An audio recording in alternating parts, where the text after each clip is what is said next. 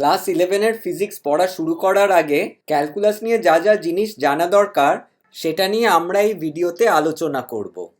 প্রথমে একটা ফাংশনের ডেরিভেটিভ নিয়ে কিছু আলোচনা করা যাক।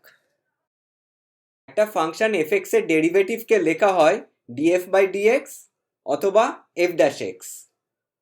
ডেরিভেটিভের অঙ্কের ভাষায় সংজ্ঞা হচ্ছে limit Δx tends to 0 f(x + Δx - f(x) / Δx। পদার্থবিদ্যা পড়ার সময় আমরা একটা ফাংশনের ডেরিভেটিভকে একটা বিশেষ দৃষ্টিকোণ দিয়ে দেখব। ফাংশনের ডেরিভেটিভকে rate of change of function with respect to X হিসাবে দেখব। আবার ডেরিভেটিভকে একটা ফাংশনের স্লোপ হিসাবেও দেখব। ধরা যাক একটা ফাংশন আছে fx, এক্স এর একটা ভ্যালু বা মান নিলাম x0। x0 পয়েন্ট fx এর ভ্যালু কত হবে? এটা হবে f(x0). এবার x কে ধরা যাক একটা ছোট্ট ভ্যালু Δx ইনক্রিমেন্ট করলাম, তাহলে x এর নতুন ভ্যালু কত হবে? x0 + Δx। x0 + Δx এর জন্য ফাংশন fx এর নতুন ভ্যালু কত হবে? এটা হবে f(x0 + Δx)। এর মানে দাঁড়াচ্ছে x যখন Δx বাড়ছে তখন fx বাড়ছে f(x0 + Δx - f(x0)। আমরা এবার একটা ত্রিভুজ বা ট্রায়াঙ্গেল এবিসি কনস্ট্রাক্ট করলাম। এখানে বিসি হচ্ছে x এর ভ্যালু কতটা বাড়ছে বা ইনক্রিমেন্ট হচ্ছে অর্থাৎ Δx, আর এসি হচ্ছে fx এর ভ্যালু কতটা বেড়েছে x এর ভ্যালু Δx বেড়ে যাবার জন্য, অর্থাৎ x এর ভ্যালু Δx বৃদ্ধির জন্য ফাংশন fx এর ভ্যালু বৃদ্ধি পাচ্ছে f(x0 + Δx - f(x0). অর্থাৎ rate of change of fx with respect two x হচ্ছে Δfx/Δx, যেটা হচ্ছে f(x0 + Δx - f(x0/Δx)। যখন Δx খুব ছোট বা limit Δx tends to 0, Δfx/Δx এর যে ভ্যালু দাঁড়াচ্ছে সেটাই তো হচ্ছে আমাদের ডেরিভেটিভের ডেফিনিশন। অর্থাৎ আমরা বলতে পারি যে একটা given point x0, the derivative of a function gives the rate of change of function at that point. এবার ধরা যাক আমরা এবি কে এক্সটেন্ড করে একটা লাইন সেগমেন্ট পিকিউ পেলাম। পিকিউ হচ্ছে সেকেন্ড টু দি কার্ভ। আচ্ছা, সেকেন্ড কি? সেকেন্ড হচ্ছে একটা লাইন সেগমেন্ট যেটা একটা কার্ভকে দুটো পয়েন্টে কাট করে। ট্যানজেন্ট হচ্ছে এমন একটা লাইন সেগমেন্ট যেটা কার্ভকে একটা পয়েন্টে কাট করে বা কার্ভ ছুঁয়ে বেরিয়ে যায়। এখানে সেকেন্ড দুটো পয়েন্টে কাট করছে এ আর বি। যদি Δx ছোট হতে থাকে তাহলে পয়েন্ট এ পয়েন্ট বি এর কাছে চলে আসতে থাকবে, আর পিকিউ সেকেন্ড আস্তে আস্তে ট্যানজেন্টে রূপান্তরিত হবে। ধরা যাক Δx এতটাই ছোট হয়ে গেছে যে পিকিউ প্রায় ট্যানজেন্ট হয়ে গেছে, তখন পিকিউ এর স্লোপ আর ট্যানজেন্টের স্লোপ একই হবে। আবার আমরা ছবিটাকে বড় করে দেখি।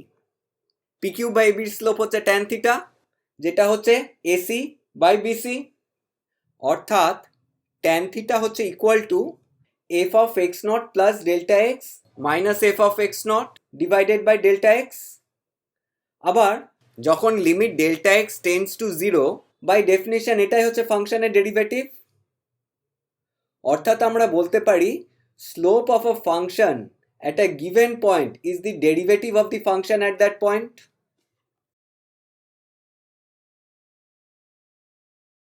ধরা যাক একটা ফাংশন আছে fx = x², যার স্লোপ বের করতে হবে at the point x = 3।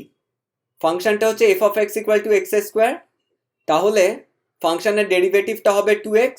আমরা ক্যালকুলাস থেকে জানি যে x² কে ডিফারেন্সিয়েট করলে 2x হয়, তাহলে ফাংশনের ডেরিভেটিভ at the point 3 কত? এটা হবে f'3, যার ভ্যালু হচ্ছে 6। তাহলে ফাংশনের স্লোপ at the point 3 হচ্ছে 6।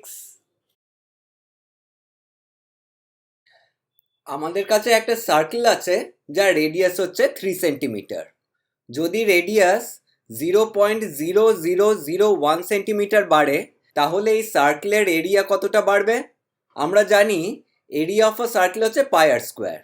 এ আর যদি একটা ফাংশন হয় যেটা রিপ্রেজেন্ট করে এরিয়া অফ আ সার্কেল, তাহলে এ অফ আর হচ্ছে পাই আর স্কোয়ার। তাহলে ডেরিভেটিভ কত হবে? এটা হবে 2 পাই আর। তাহলে derivative of the area of a circle at the point 3 এটা হবে 6 পাই। আবার ডেরিভেটিভটা আমরা জানি এটা হচ্ছে rate of increase of area with respect to the radius বা delta A by delta R. তাহলে ইনক্রিজ ইন এরিয়াটা কত হবে?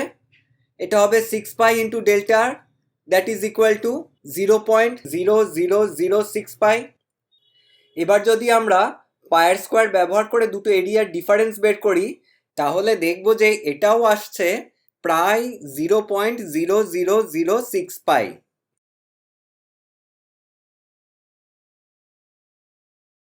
ধরা যাক আমাদের কাছে এই ফাংশন এফএক্স আছে। এই ফাংশনের ম্যাক্সিমা আর মিনিমা বের করতে হবে। প্রথমে ম্যাক্সিমা বের করার চেষ্টা করা যাক। ভালো করে যদি দেখি, যেখানে ম্যাক্সিমা অবস্থিত সেখানে ফাংশনের স্লোপ বা ডেরিভেটিভের ভ্যালু 0 হয়ে গেছে, বা স্লোপ হচ্ছে parallel to the x Axis. তাহলে কন্ডিশন ফর ম্যাক্সিমা কি? কন্ডিশন ফর ম্যাক্সিমা হচ্ছে F dash x equal two 0। যদি ভালো করে দেখি, যে পয়েন্টে মিনিমা অকার করছে সেখানেও স্লোপ হচ্ছে parallel to the x Axis, বা ফাংশনের ডেরিভেটিভ 0। অর্থাৎ কন্ডিশন ফর মিনিমাও হচ্ছে F dash x equal two 0। এবার যদি কোনো একটা পয়েন্টে আমার ফাংশনের এফ ড্যাশ এক্স 0 হয়, বুঝবো কি করে যে ওটা ম্যাক্সিমা না মিনিমা? ধরা যাক আমার ম্যাক্সিমা অকার করছে পয়েন্ট এক্স নটে। এক্স নটে থেকে অল্প আগের একটা যদি ভ্যালু নিই, এক্স নট মাইনাস ডেল্টা এক্সে, যেখানে ডেল্টা এক্স খুবই ছোট বা limit delta x tends to 0, এই পয়েন্টে ফাংশনের ভ্যালুটা ম্যাক্সিমার থেকে একটু কম হবে। আবার এই পয়েন্টে ফাংশনের ভ্যালুটা বাড়তে থাকবে, কারণ ভ্যালু ম্যাক্সিমাতে পৌঁছবে। অর্থাৎ rate of change of function at the point x not minus delta x positive, বা ফাংশনের ডেরিভেটিভটা পজিটিভ। আবার এক্স নটের ঠিক একটু পরে x not plus delta X পয়েন্টে এফ এক্সের ভ্যালুটা ম্যাক্সিমার থেকে একটু কম হবে। এখানে F x x not plus delta X পয়েন্টে কমতে থাকবে, বা rate of change of function at the point x not plus delta এক্সে নেগেটিভ। অর্থাৎ x not plus delta X পয়েন্টে ফাংশনের ডেরিভেটিভটা নেগেটিভ। তার মানে ডেরিভেটিভের সঙ্গে যদি এক্সটাকে প্লট করি, x not minus delta X পয়েন্টে এটা একটা পজিটিভ ভ্যালু, কারণ ওটা বাড়ছে। এক্স নট এটা 0 হচ্ছে, আর X not plus delta X পয়েন্টে এটা নেগেটিভ হয়ে যাচ্ছে। তার মানে around X not F dash X এর ভ্যালুটা কমছে, বা rate of change of F dash এক্সটা হচ্ছে নেগেটিভ। অঙ্কের ভাষায় এটাকে বলতে পারি second derivative of F X negative বা লেস দ্যান 0, বা F dash dash X is less than 0। একইভাবে কন্ডিশন ফর মিনিমাটা হবে ফাংশনের সেকেন্ড ডেরিভেটিভ গ্রেটার দ্যান 0, বা F dash dash x greater than 0। তার কারণ যদি x1 পয়েন্টে আমার মিনিমা হয়, x1 মাইনাস ডেল্টা এক্সে ফাংশনের ভ্যালু মিনিমার থেকে একটু বেশি হবে, আর ওই পয়েন্টে ফাংশনের ভ্যালুটা কমতে থাকবে মিনিমাতে পৌঁছবার জন্য। অর্থাৎ ডেরিভেটিভটা x1 মাইনাস ডেল্টা এক্সে নেগেটিভ, x1 এ 0 হবে, আর x1 প্লাস ডেল্টা এক্সে ফাংশনের ভ্যালু বাড়ছে, বা rate of change of function with respect to X at x1 plus delta X হচ্ছে positive. Rate of change of F dash X around x1 এটা হবে greater than 0, কারণ F dash X একটা negative value থেকে 0 হয়ে positive ভ্যালুতে যাচ্ছে, বা second derivative of function around minima হচ্ছে পজিটিভ।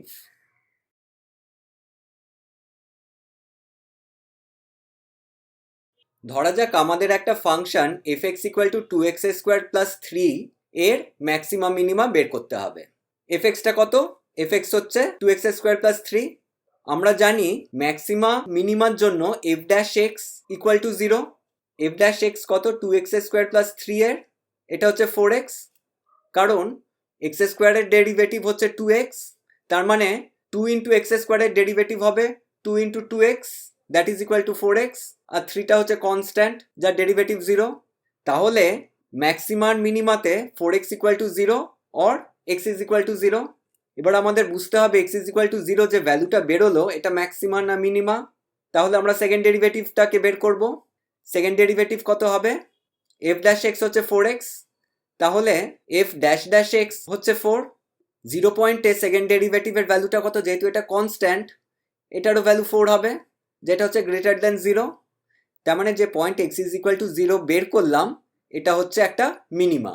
আর এই মিনিমাতে ফাংশনের ভ্যালু হচ্ছে 3।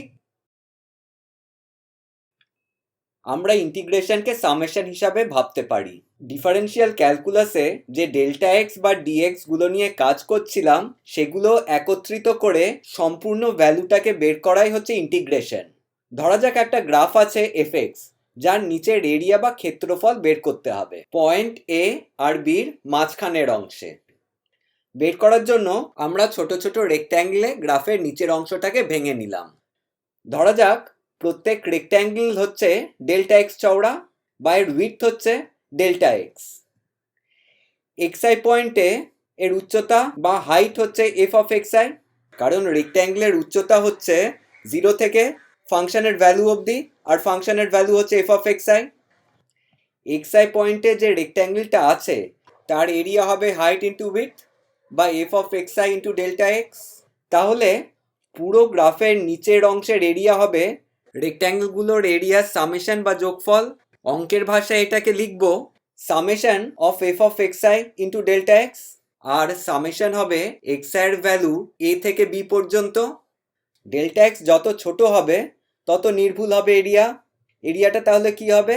এটা হবে limit delta X tends to 0 summation from A to B F of XI into delta X, বা integral from A to B F X dx.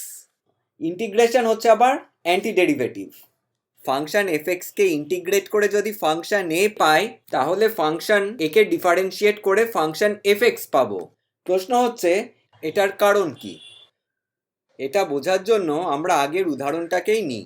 ধরা যাক function F X dx কে integrate করে function এ পেয়েছি, যেটা represent করছে area under the curve F x. এবার ধরা যাক এক্স আই পয়েন্টে এক্স এর ভ্যালু ডেল্টা এক্স বাড়লো।